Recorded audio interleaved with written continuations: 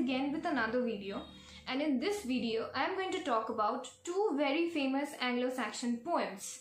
Number one, Widsith. Widsith is supposed to be the first known English poem. It is found in the Exeter Book. It was written in the West Saxon dialect, and it's supposed to have been composed somewhere between the 7th and the 8th centuries in Northumbria.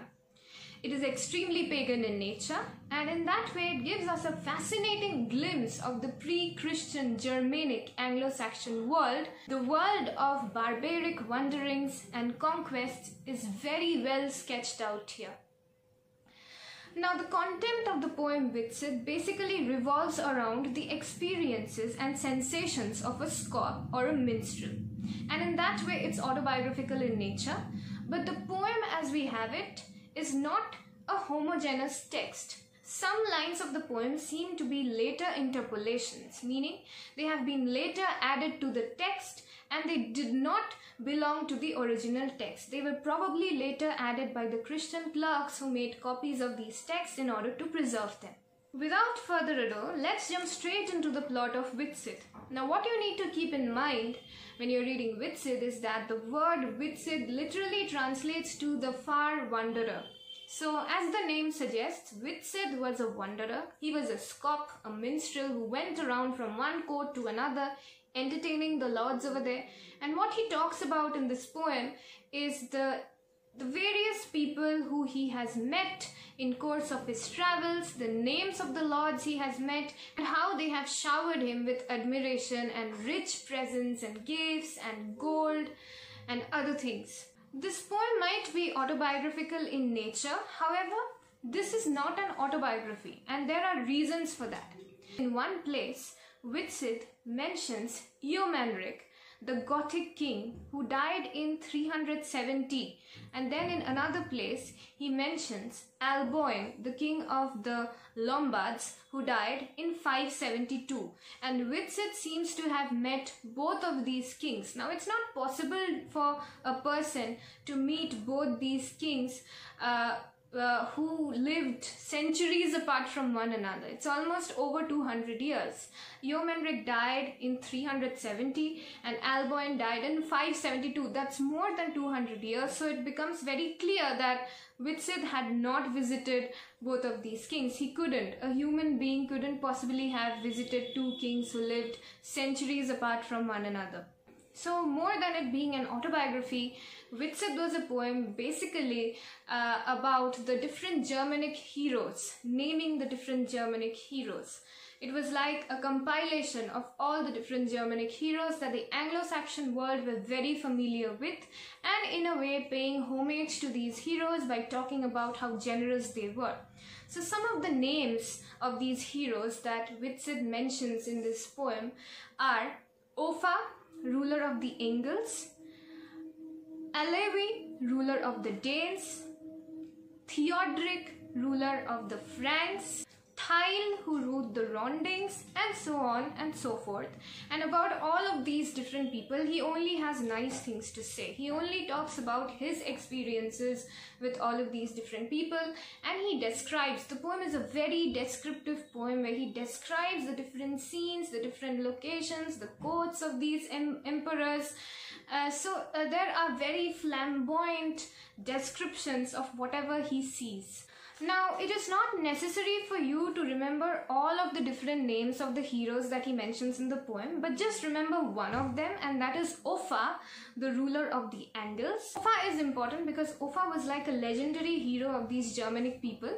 Offa had saved his father, King Wermund, from death by defeating a Saxon king's son in a single combat, and that is what made him a legendary figure. So remember the name Offa, Offa, the ruler of Angles. You do not have to remember anything else because they are not that important.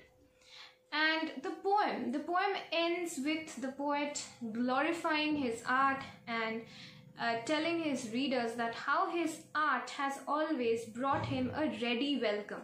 Now, the second Anglo-Saxon poem that I'm going to talk about today is the Complaint of Deor. Now, the Complaint of Deor is known to be the first English lyric. It was also found in the Exeter Book. It was of only 52 lines. So it was a very small poem, a very short poem. Widsith was also found in the Exeter Book. Complaint of Deor is also found in the Exeter Book. So both are found in the Exeter Book.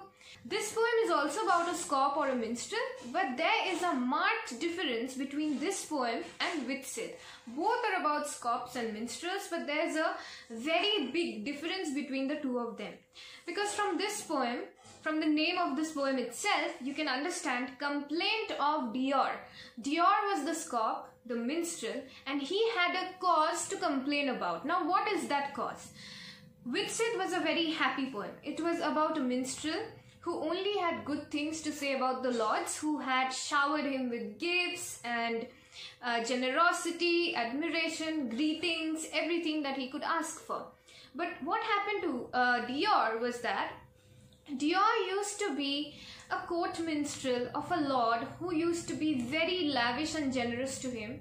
He used to give him a lot of gifts, gold, and even land. The land where he lived was also given to him by his lord.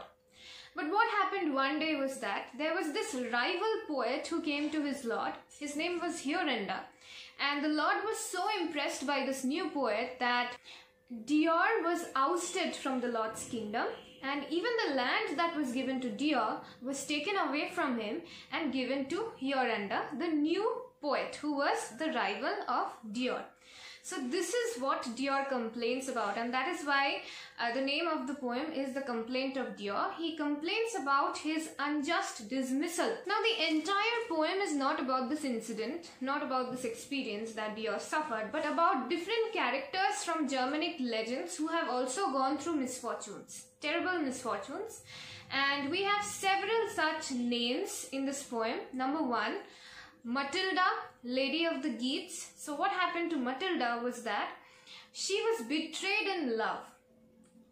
So her misfortune in love is what drove her to almost madness, and she couldn't sleep for nights. She was deprived of any kind of sleep, and this continued, this went on and on for nights. So Matilda's adversity was her misfortune in love. Then he talks about Theodric, who ruled over Maerings for 30 years. He also names Eormanric the king of the Goths, and he calls Eormanric a grim king. Not a very happy king, but a grim king. And then he talks about several warriors and several rulers who are always tormented by thoughts of enemies, who are always tormented by wars, and their minds are full of woe and care. And this is what Deor remembers, and after each misfortune that he mentions, there's this refrain that you will find, that passed by, this may too. So that here refers to the misfortunes that he is addressing in each of the different parts of the poem. There are 5 sections of the poem. So in each of the 5 sections, he talks about a particular character and their misfortune. So that refers to that character's misfortune, and this refers to his own misfortune. What he means to say is that their adversities are over, they are gone. So just like their adversities are over, mine will be over too. Now, how is Deor different from Widsith in other ways? First of all, we have a difference in theme that is quite obvious, but there are other ways too, and sometimes it is considered by scholars and critics that Deor is a much better poem than Widsith, and here are the reasons why they think so. Number 1, Deor is much more subjective in nature, whereas Widsith is totally descriptive and there's very little subjectivity, and that too you will find right at the end of the poem. But Deor is a subjective poem throughout, and subjectivity is very important when it comes to literature. Number 2, Deor emphasizes on the individuality of man. So this individuality is also very important in literature, and by focusing on an individual's experiences, Deor emphasizes on the importance of individuality in literature. Number 3, the refrain that you find in Deor, that passed by this May too. This refrain is what gives a very unique unity in theme and spirit to Deor, and this is not something you'll find in other Anglo-Saxon poems, because you won't find refrains in any other Anglo-Saxon poem.